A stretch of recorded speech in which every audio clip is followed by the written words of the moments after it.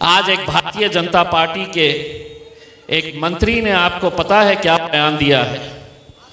उसने कहा है कि अगर किसी को कुरान मजीद पढ़ना है, कुरान अगर पढ़ना है तो वो पाकिस्तान चले जाए। एक मंत्री भारतीय जनता पार्टी का आपको इस तरीके से कह रहा है। हमने आज तक कभी किसी को ये नहीं कहा आप अपना मजहब, अपना धर्म का पालन करिए। आपको जिस देवी देवता भगवान को मानना है आप मानिए, यही इस मुल्क की खूबसूरती थी। आपको जो ग्रंथ पढ़ना है आप पढ़िए, लेकिन आप कौन होते हैं हमें रोकने के लिए और हमें यह कहने के लिए कि अगर तुम्हें इस मुल्क के अंदर अगर कुरान पढ़ना है तो तुम नहीं पढ़ सकते हैं, पाकिस्तान चले जाओ। महाराष्ट्र का मंत्री है, 9 तारीख के बाद जाऊं महाराष्ट्र तो तुम्हारी तरफ से उसका हिसाब कैसा करता हूं जरा ये भी देख लेना करके। मीडिया के सामने तो तू बोल दिया, शायद तुझे इस बात का अंदाजा था कि इम्तियाज जलील महाराष्ट्र में नहीं है बिहार में है, तो बोल कुछ भी। एक बात अच्छी तरह से सुन ले, इतने सालों तक जब तुम बोलते थे तो हम वो पार्टी से तो ताल्लुक रखते नहीं है, जो कुछ भी बोले तो आपको सुनना है, आप सुनते रहते थे।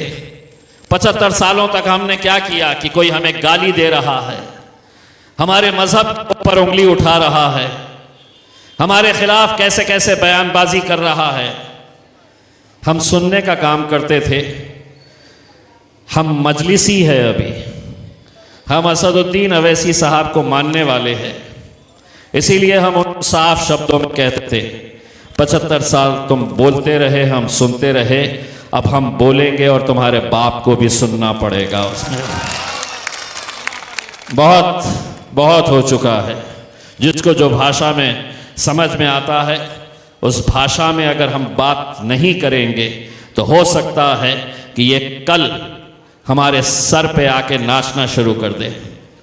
हद तो ये हो गई है कि हमें बोलते बोलते, हमारे मजहब के ऊपर बोलते बोलते वो हमारी जिंदगी, हमारी जान, हमारा वजूद, हमारी पहचान, हमारी शिनाख्त जिसकी वजह से थे वो हमारे नबी करीम सल्लल्लाहु अलैहि वसल्लम, उनके खिलाफ गुस्ताखी की जा रही है।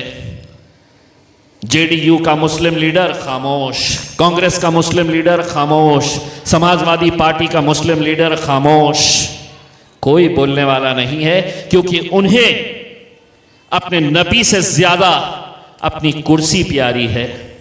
हम एक पैगाम देते हैं, हम एक पैगाम देते हैं कि ऐसे 100 कुर्सियों को हम जूती पे मारेंगे, अगर कोई हमारे हुजूर के खिलाफ गुस्ताखी करेगा तो हम खामोश बैठने वाले नहीं हैं। और आपने देखा होगा जब महाराष्ट्र के अंदर एक हरामी महाराज ने जब हुजूर के खिलाफ गुस्ताखी की तो मैं इंतजार कर रहा था कि कौन सा मुसलमान लीडर खड़े रहता है और इसकी मुखालिफत करता है। जब कोई नहीं खड़े रहा तो हमने कहा कि उसको हम दिखाएंगे कि हमारी ताकत क्या है करके। और तब हमने ये फैसला लिया कि हम मुंबई तक एक रैली लेकर जाएंगे। आप लोगों ने YouTube के ऊपर देखा होगा कि वो रैली कैसी थी करके। इसमें एक आवाज लगाए और पूरे महाराष्ट्र के मुसलमान इकट्ठा हो गए, लब्बैक कहते हुए। गाड़ियों का एक काफिला जब निकलने वाला था, पूरी हुकूमत महाराष्ट्र की भारतीय जनता पार्टी, शिवसेना, राष्ट्रवादी कांग्रेस की हुकूमत हिल गई। पुलिस का सहारा लिया गया। पुलिस के बड़े बड़े अधिकारी मेरे पास आए और उन्होंने कहा कि तुम ये रैली नहीं निकाल सकते, पुलिस तुम्हें इस